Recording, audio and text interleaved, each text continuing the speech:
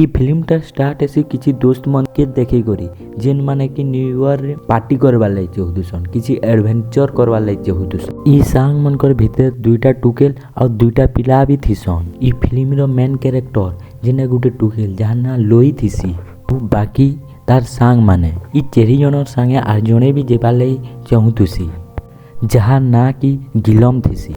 ଗିଲମ ଆସବାରଟା ଜାନିକରି ଲୋଇର ଦୋସ୍ତ ଖୁସିରେ ନାଇଁ ଥାଏ। ସେ ଖୁସ ନି ଥିବାର ଦେଖିକରି ଆର ଜଣେ ସାଙ୍ଗ ହେସି ଆଉ କହେସି କି ପରେଶାନ ନାଇଁ ହ, ସେ ଆମର ଟ୍ରିପ୍କେ କିଛି ଅସୁବିଧା ନାଇଁ ପକାଏ ବୋଲି।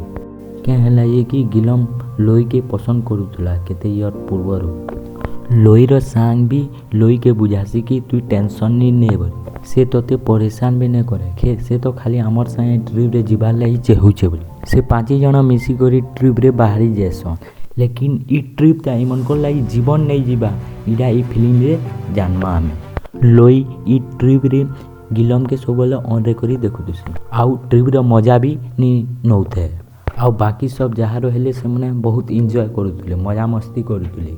ସବେ ମିଶିକରି ଡିସାଇଡ୍ ବି କରି ଦେଇଥିସନ୍ କି ରାତ ହେବାର ପୂର୍ବରୁ ଆମେ ପଲେଇ ଆଇମା ବୋଲି। ଗୋଟେ ଜାଗାନ ଗିଲମ ଲୋଇକେ ଅଟକେଇ କରି କଥା ହେବାର୍ ଲାଗି ଚାହୁଁଥିସି। ସେନ ଲୋଇ କହେସି ତୁମେ କାଁ ହେଲା ଯାଇଛ ବୋଲି। ସେ କହେସି ଆମ ଦୁଇ ଜଣଙ୍କର ଭିତରେ ଯାହା ବି ମିସ ଅଣ୍ଡରଷ୍ଟାଣ୍ଡିଂ ହେଇଛି ଭୁଲେଇ କରି ଫେର ତ ଦୋସ୍ତି କରବାର୍ ଲାଗି ଚାହୁଁ। ସବେ କିଛି ଦୂର ଯାଇକରି ଦେଖସନ୍ ରାସ୍ତାଟା ବନ୍ଦ ଥିସି। ଇ ଟ୍ରିପ୍ଟା ଏମାନଙ୍କର ଲାଗି ଜୀବନ କେନ୍ତା ନେଇ ଯାଇସି, ଇଟା ଆମେ ପାର୍ଟ 2 ରେ ଜାନମା।